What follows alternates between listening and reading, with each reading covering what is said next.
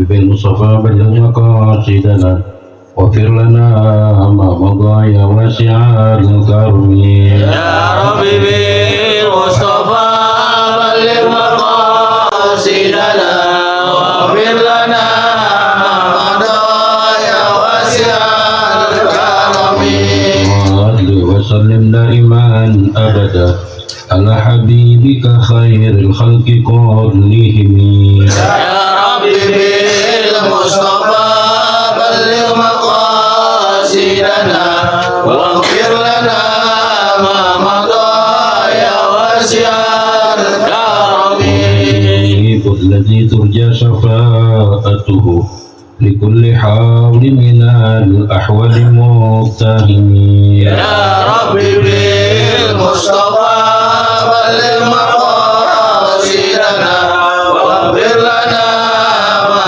مضى يا واسع الكرم وتكون برسول الله نصرته إن تلقه الأسد في أجمها تجمي يا ربي بالمصطفى بلغ مقاصدنا واغفر لنا ما مضى يا واسع الكرم اللهم صل وسلم وبارك عليه بسم الله الرحمن الرحيم السلام عليكم ورحمة الله وبركاته وعليكم السلام ورحمة الله الحمد لله رب العالمين وبه نستعين على امور الدنيا والدين والصلاه والسلام على اشرف الانبياء والمرسلين سيدنا وحبيبنا وشفيعنا ومولانا محمد وعلى اله وصحبه اجمعين اما بعد سبحانك لا علم لنا الا ما علمتنا انك انت العليم الحكيم رب اشرح لي صدري ويسر لي امري واحلل عقدة من لساني يفقهوا قولي. Hadirin jamaah yang dirahmati oleh Allah Subhanahu wa taala.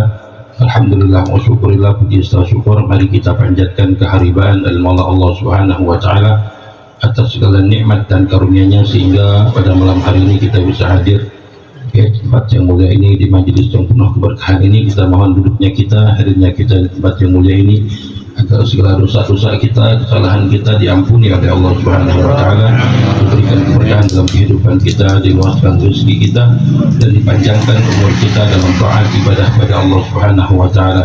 Untuk itu marilah kita awali taklim kita membaca suratul Fatihah. Kita niatkan Fatihah ini untuk orang tua kita yang telah meninggal dunia, guru-guru kita, nenek dan kakek kita, sanak famili kita, wabil khusus untuk Syekhul Majlis almarhum Bapak Haji Muhammad Yusuf Marwani dan juga segenap para orang tua kita yang telah pulang rahmatullah, agar mereka mendapatkan cucuran rahmat dan maghfirah dari Allah Subhanahu wa taala, diluaskan kuburnya, dijadikan kuburnya raudhah min riyadil janah. Dan juga kita niatkan Fatihah ini biniyati sifat orang tua kita, nenek dan kakek kita, sanak famili kita, anak dan istri kita, wabil khusus untuk jamaah kita yang saat ini sedang sakit. Kita mohon barakatul Fatihah agar segala penyakitnya diangkat oleh Allah Subhanahu wa taala, diberikan sehat walafiat, dipanjangkan umurnya dalam taat ibadah pada Allah Subhanahu wa taala. Al-hadhihiniyah wa ala kulli niyatin salihah wa ila hadratin Nabi Muhammad sallallahu alaihi wasallam. Al-Fatihah. أعوذ بالله من الشيطان الرجيم بسم الله الرحمن الرحيم مالك يوم الدين إياك نعبد اهدنا الصراط المستقيم خير المغضوب عليهم الفاتح المصطفى رسول الله صلى الله عليه وسلم وعلى اصحابه وجوره اهل بيت سيدنا احمد بن موسى وسلم الفقيه المقدم محمد بن علي وعن اصول وفي الامر احمد سيدنا بن شهاب المقدر سيدنا عبد الله بن شعر الدوس ابي جعفر بن محمد الادرس ابي عبد الله بن ابو بكر علي الدوس ابي عبد الله بن ابو بكر عطاس اصوله موفق ابي عمر بن الرحمن عطاس صاحب سيدنا علي بن عبد الله البار وجانا شيخ فخر الوجود وكان بن سعيد بن ابي عبد الله بن عبد الحجاج صاحب سيدنا احمد بن عبد الحجاج وصوله موفرنا حبي عبد الله بن مرشاتري بحسن بن عبد الله المرشاتري أبو سالم بن عبد الله بن مرشاتري وصولهم موفورهم ضمن رسولا معلف هذا الكتاب الشيخ عبد الرحمن الشيخ وصولهم موفورهم كل على الذنب والفريت والتريم ونهى وصاحب الإناث أن الله يغفر لهم ويرحمهم درجاتهم في الجنة وبالبركات وأسرارهم وأنوارهم وعلومهم ونفعتهم في الدين والدنيا والآخرة. أن الله يفتح عليه وعلينا افتراضه ويفكر في الدين وجعلنا من عبادك الصالحين وجعلنا من عبادك المتقين وجعلنا من عبادك المخلصين بجاه سيدنا رسول الله صلى الله عليه وسلم على هذه النية وعلى كل نية صالحة وإلى حضرة النبي محمد صلى الله عليه وسلم. الفاتحة. أعوذ بالله من الشيطان الرجيم Bismillahirrahmanirrahim. Lanjutkan bacaan kitab hadis kita sampai kepada waqala sallallahu alaihi wasallam, al-faqru syaitun indan nas wa zainun inda Allah ta'ala yawmal qiyamah, atau kama qala Nabi sallallahu alaihi wasallam. Wa qala aidan hubbul fuqara min akhlaqil anbiya wa bughdul fuqara min akhlaqil qara'inatin, atau kama qala Nabi sallallahu alaihi wasallam. Baginda Nabi kita Muhammad sallallahu alaihi wasallam beliau bersabda, al-faqru syaitun indan nas. Ya, orang fakir itu jelek di pandangan manusia. Wa zainun indallahi ta'ala yaumal qiyamah, dan suatu hiasan ya di sisi Allah Subhanahu wa taala pada hari kiamat. Ya, kita tahu ya, orang fakir sama miskin ini beda. Kalau orang fakir itu kebutuhannya umpamanya sebulan itu 1 juta. Dia punya kerjaan atau nggak punya kerjaan, dia punya penghasilan di bawah setengah, 400, 300. Ini fakir. Kalau miskin itu di atas setengah. Ya, kebutuhannya 1 juta, dia mungkin dapat penghasilannya sebulan 6 sampai 700 ribu. Ini miskin. Nah, di sini Rasulullah sallallahu alaihi wasallam bersabda, al-faqru syaitun indan nas. Ya, fakir itu jelek ya di pandangan manusia. Makanya orang kebanyakan memandang orang fakir, memandang orang susah itu sebelah mata. Belum tentu orang fakir itu di mata manusia jelek, tapi di mata Allah belum tentu jelek. Terkadang mereka lebih mulia dibanding kita. Ya, makanya Nabi kita Muhammad sallallahu alaihi wasallam, beliau itu pernah ya setiap hari itu selalu didatengin orang fakir. Dan orang fakir ini selalu bawa makanan kalau ke rumah Nabi. Ya, sama orang fakir ini kerjaannya dagang di pasar sama seperti Nabi. Tapi kalau sebelum ya berangkat ke pasar, beliau itu mampir ke rumah Rasulullah bawa makanan. Nah, satu hari ketika orang fakir ini datang ke rumah Rasulullah, Rasulullah menghadap, ketemulah Aisyah radhiyallahu anha. Kata Aisyah, Rasulullah belum pulang. Enggak, kalau Rasulullah belum pulang, saya hanya menitipkan makanan ini, kata orang miskin ini. Ya udah, diterima sama Aisyah. Ya, Bapak mau kemana? Kata Aisyah, saya mau dagang di pasar. Nah, ketika itu Rasulullah nggak lama pulang. Aisyah ngomong, ya Rasulullah, tadi ada orang yang mencari engkau dan membawa makanan ini. Rasulullah paham, karena setiap hari Rasulullah itu dibawain makanan oleh orang fakir ini. Lalu Rasulullah mengatakan, wahai Aisyah, saya izin untuk menyusul orang tersebut. Akhirnya itu susul sama Nabi.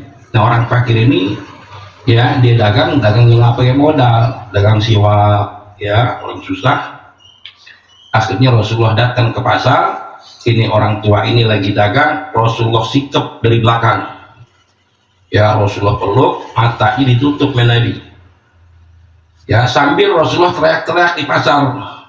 Ya, wahai kaum muslimin, siapa yang mau bayarin budak saya? Ya, siapa yang mau bayarin budak saya pengen jual budak. Ya, semua orang yang ada di pasar ketawa, sebab tahu Rasulullah ketika itu bercanda dengan orang fakir ini. Gak lama pelukannya dibuka dan matanya dibuka Rasulullah, ya tangannya. Kata orang fakir ini, ya Rasulullah, seandainya aku budak dan engkau jual, mungkin harga aku murah. Ya, sebab aku sudah tua, tenaganya pun sudah nggak ada ya Rasul. Apa kata Nabi? Sekalipun orang ini menganggap engkau rendah, ya menganggap engkau hina, wahai orang tua, tapi engkau di sisi Allah sangat mulia dibanding mereka, kata Nabi. Kenapa? Karena engkau cinta kepada Allah dan cinta kepada aku, kata Rasulullah. Ya, kata Nabi. Makanya ya kita jangan memandang orang fakir itu dengan mata sebelah. Ya, dulu juga ada ya Rasulullah lagi duduk di rumah, ada sahabat ngelapor kepada Nabi, ya Rasulullah, ada tetangga kampung kita beberapa orang kelaparan ya Rasulullah. Rasulullah tuh ketika itu geratak di dalam rumahnya, ternyata stok kormanya habis. Akhirnya Rasulullah ke pasar minjem korma dengan pendeta, ya, sebab dagang juga. Pendeta ini bernama Zaid As-Sun'ani, ya, dia dagang korma sama dengan Rasulullah, dan dia seorang pendeta, ya, ahlul kitab. Datanglah Rasulullah ke pasar, Zaid, aku pinjam kormamu 20 kilo, ya, 3 atau seminggu nanti aku ganti, kata Rasulullah. Ya khair ya Rasulullah, ya, ditimbang, ya. Ketika sudah ditimbang 20 kilo, Rasulullah langsung, ya, potong untuk korma, ya, Rasulullah angkat sendiri itu korma, dan Rasulullah keliling itu kampung yang dimana orang fakir itu sedang kelaparan. Ini akhlaknya Nabi, ya, bawa 20 kilo korma, ente kuat nggak? Rasulullah panggul tuh korma, nggak pakai nyuruh perintah sahabat Nabi, perintah sahabat yang lain untuk bawa ini nih korma, enggak. Rasulullah yang bawa sendiri, dan Rasulullah datengin kepada orang fakir yang kelaparan. Keesokan harinya Rasulullah sedang ngajar di masjid, berkumpul dengan para sahabat begitu banyak. Orang Yahudi ini datang masuk ke dalam masjid, bikin malu Rasulullah. Dia teriak-teriak, dan Rasulullah ketika itu pakai sorban, ya, pakai sorbannya begini, dikalungin begitu, ya, pakai sorbannya begitu. Ini orang Yahudi masuk, langsung betot lehernya Rasulullah sampai Rasulullah nyungkep. Sahabat Nabi ketika itu, Sayyidina Umar berdiri, langsung ngeluarin pedang. Kata Nabi, ya Umar, masukin pedang kamu, ya. Rasulullah ngomong, dan Rasulullah saat itu nggak marah wala apa, enggak, ya. Rasulullah dengan lembut, ada apa wahai Zaid, engkau datang kemari dan engkau teriak seperti itu? Aku pengen lagi utangmu ya Rasulullah, yang kemarin engkau minjem kormaku 20 kilo. Kata Nabi, kan perjanjiannya 3 hari, ya, paling cepat, ya, seminggu, paling lama seminggu akan balikin. Kau baru kemarin aku pinjam, ini hari engkau sudah, ya, minta dan menagih, bahkan kau menarik aku, kata Rasulullah. Ya, diam aja Zaid.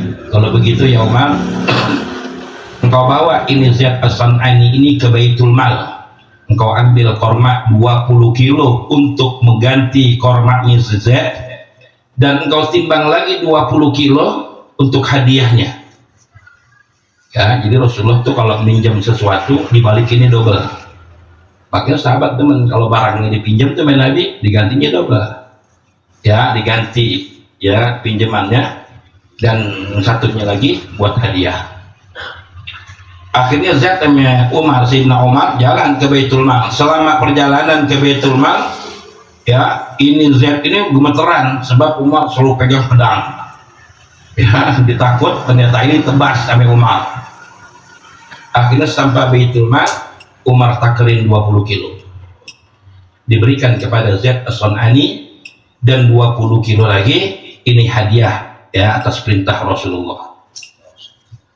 Ya, kata Zaid apa? Ya Umar, ini yang 20 kilo saya nggak mau, saya nggak akan ambil. Aku melakukan seperti itu tadi di masjid, aku bikin malu Rasulullah, aku tarik lehernya Rasulullah sampai jatuh Nabi. Aku pengen menguji apakah Muhammad itu benar-benar Rasulullah atau bukan, ya, sebab di dalam kitab Taurat aku, kata dia, ya, salah satu cirinya Nabi, cirinya para anbiya tidak punya sifat pemarah. Ternyata aku bikin malu Rasulullah, bahkan aku tarik lehernya Rasulullah, Rasulullah tidak marah dan wajahnya biasa aja, bahkan malah lembut. Rasulullah memerintahkan aku berangkat ke Baitul Mal. Aku yakin bahwa Muhammad adalah utusan Allah. Dan saat ini juga Umar, asyhadu an la ilaha illallah wa asyhadu anna Muhammad Rasulullah. Ya, ini akhlaknya Rasulullah. Ya, sekarang kalau kita makan nih, makan penampan, sudah pogokan ada, semua udah ada.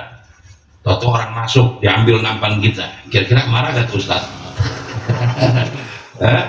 Kalau terus satu bang untuk kiai marah, belum jadi kiai, belum jadi Ustaz. Yang ini Nabi marah sebentar, ya, wajahnya senyum, nggak marah, ya marah lembut, ya merintahkan Z dengan Umar lebih jadi akhlak ya daripada dia para nabi.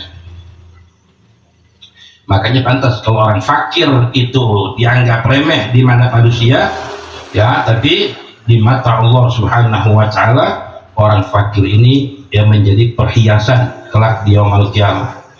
Wa qala aidan hubbul fuqara, ya cinta kepada orang fakir, ya min akhlaqil anbiya, itu termasuk daripada akhlaknya para nabi. Wa bughdul fuqara, ya min akhlaqil qara'inatin, ya, dan kita benci kepada orang fakir termasuk akhlaknya Fir'aun dan akhlaknya orang-orang yang durhaka kepada Allah Subhanahu wa ta'ala. Tapi fuqara yang di mana yang kita kudu cintai? Ya, fuqara yang taat ibadah kepada Allah dan fuqara yang tidak minta-minta sama orang. Ya, jadi kalau orang fakir dia nggak taat, nggak ibadah kepada Allah, kerjaannya minta dikasihanin sama orang. Ya, kerjaannya minta-minta seperti itu. Ya, ini jangan, kata Nabi. Ya, kalau dia mendapatkan kecintaan, mau dapatkan kecintaan dari Allah dan kecintaan dari Nabi Muhammad SAW, ya, dia itu ketika ditakdirkan jadi orang fakir oleh Allah, ya, nah dia sabar, ya, kemudian menjauhi daripada ya sifat minta dikasihanin, ya, dan dia taat kepada Allah Subhanahu wa taala. Nah, ini yang diperintahkan untuk kita mencintai orang fakir seperti ini. Makanya dulu ada orang kaya, ya, ada orang kaya pengen pergi haji suami istri, udah nyetor separuh, tinggal pelunasan, ya, tinggal pelunasannya doang. Ketika itu istrinya sedang hamil, dia punya tetangga sebelah kanan kirinya orang fakir, tapi orang kaya ini nggak peduli. Nah, satu hari, ya, karena ini orang fakir kelaparan, ya, nggak makan apa-apa, akhirnya orang fakir ini masak gulai, ya, gulai harumnya itu masuk ke rumah orang kaya ini yang istrinya sedang hamil. Ngiler dah istrinya, kepengen minta sama tetangganya yang sedang masak gulai, padahal dia nggak pernah kenal tetangga kiri kanan, nggak kenal tetangganya fakir, nggak peduli. Ya, karena bininya sedang ngidam ketika itu, minta gulai semangkok, suruh suaminya, bang, kayaknya tetangga kita masakannya enak tuh, harumnya luar biasa, minta semangkok aja bang tetangga kita. Ya, akhirnya mau nggak mau suaminya datengin orang fakir ini. Ya, ketika datang ke orang fakir ini, dibukain pintunya sama ibunya, orang tua ibunya yang fakir ini. Kata bapak ini, ya ibu sedang masak apa? Saya sedang masak gulai. Ya, bau harum gulai ibu sampai ke rumah saya. Dan istri saya sedang ngidam, kepengen minta semangkok aja bu gulainya, walaupun kuahnya aja nggak apa-apa.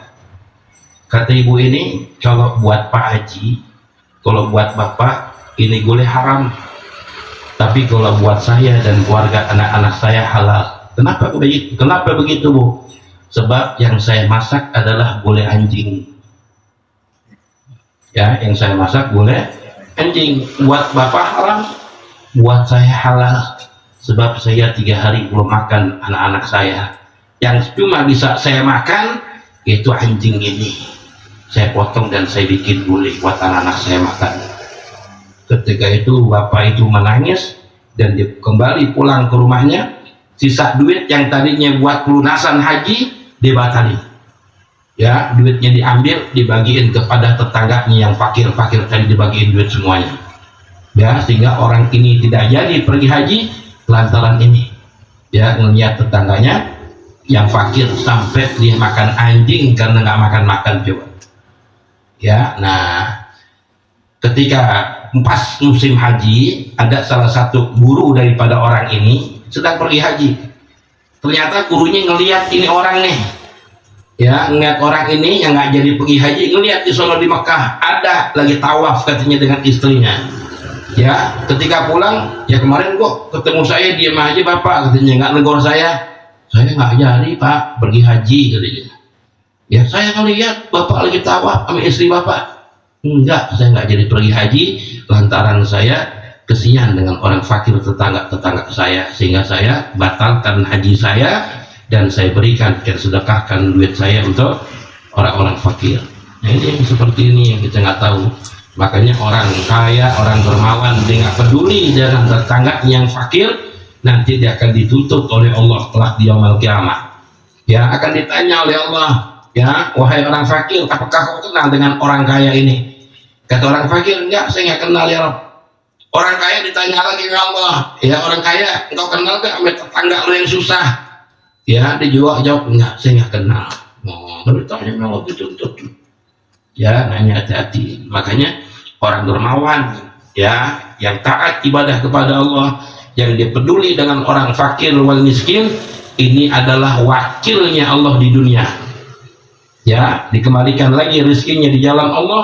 Inilah makanya ketika surga diciptakan oleh Allah, surga kan tanya sama Allah, ya Rabb, kenapa engkau ciptakan aku dan untuk siapa aku ini? Ya Allah mengatakan, engkau aku ciptakan wahai surga untuk hambaku yang dermawan, ya, yang dia menjadi wakilku di dunia. Yang kedua, ya, untuk orang-orang yang takwa. Ya, neraka pun munajat kepada Allah, ya Rabb, kenapa engkau ciptakan aku ke neraka? Engkau aku untuk taruh hambaku yang ketika di dunia dia orang bakhil ketika hidup di dunia. Orang bakhil pun juga ya nggak masuk surga dia. Yang kedua adalah orang yang takabur, orang yang sombong. Ya, aku ciptakan engkau wahai neraka. Nah makanya ya kalau kita kelebihan rezeki, ingat tetangga kita, ya, ingat saudara-saudara kita yang mereka orang-orang fakir, yang mungkin yang kita anggap hina, kemungkinan mereka adalah orang yang mulia di hadapan Allah. Sebagaimana Kiai Hamid Pasuruan ketika didatengin ada salah satu orang tamu dari Kendal datang sowan ke Kiai Hamid. Ketika udah ngobrol curhat dengan Kiai Hamid, kata Kiai Hamid, engkau tinggal di mana? Saya tinggal di Kendal, di Semarang, Kiai. Nah, sebelum engkau sampai rumah, engkau mampir ke pasar. Ya, di pasar itu ada orang yang anggap orang-orang itu di orang gila, gitu ya. Ya, engkau pernah lihat orang gila yang ada di pasar Kendal? Oh, yang gimbal itu, ya, ya, yang gimbal, yang orang anggap dia gila, ya. Nah, kalau engkau ketemu dia, salam dari aku, Yai Hamid. Ya, baik Yai, pulang deh tuh tamu. Ketika tamu itu pulang, langsung pulang ke rumah. Dia langsung ke pasar karena udah menjelang asar udah sepi. Ya jadi itu orang gila yang biasa orang nyebut orang gila, soalnya lagi duduk lagi ngerokok dan bajunya disaimpangin di badan. Ketika orang ini deketin dan mengucapkan salam, assalamualaikum Pak, waalaikumsalam, kata orang gila ini nih yang dianggap gila. Ya, saya kesini diperintahkan oleh guru saya, Bapak dapat salam dari Kiai Hamid Pasuruan. Apa jawab orang gila ini? Sialan Kiai Hamid, dia tahu aku saya, ya, dia tahu saya. Ya, yang tahu wali kan wali. Ya ariful wali, wali. Jadi Kiai Hamid itu tahu bahwa ini orang wali, ya orang mulia. Makanya ketika dikirim salam, langsung mengatakan sialan Kiai Hamid, katanya aku jadi ketahuan. Ya, langsung ke orang gila tersebut berdoa minta Allah minta diwafatkan hari itu, meninggal dunia sebab udah ketahuan gitu. Ini orang-orang begini nih yang kita anggap gembel, ya, hina, jelek, kotor, jijik, ternyata wali besar. Ya kalau yang wali masyhur kita lihat pakai imamah, pakai jubah, alim-alim, selain umat kan jelas. Yang begitu tuh, yang wali mastur di kita tuh banyak di Indonesia. Ya, makanya hati-hati. Kita jangan suudzon dengan orang, nganggap hina orang. Ya, kemungkinan orang itu lebih mulia di mata Allah Subhanahu wa ta'ala. Wallahu a'lam bishawab. Al-Fatihah.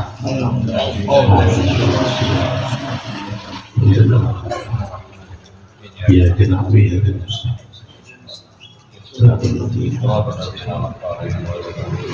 Wa fa'alna ya karim arhamar rahimin. اللهم بحق الفاتحة وبسير الفاتحة بكرامة الفاتحة فلنا باب النعمة وباب البركة وباب الصحة وباب السلامة وباب التوفيق والهداية. اللهم ارزقنا فهم النبيين حد المرسلين حمل الملائكة المقربين. اللهم افتح عليه وعلينا وافضل العارفين حكم في الدين واجعلنا وأولادنا وذريتنا وتلامذنا من أهل القرآن إلى يوم القيامة، من أهل القرآن إلى يوم القيامة، من أهل القرآن يوم القيامة. دوام فيها سبحانك اللهم وتحية فيها سلام وآخر دعوة الحمد لله رب العالمين.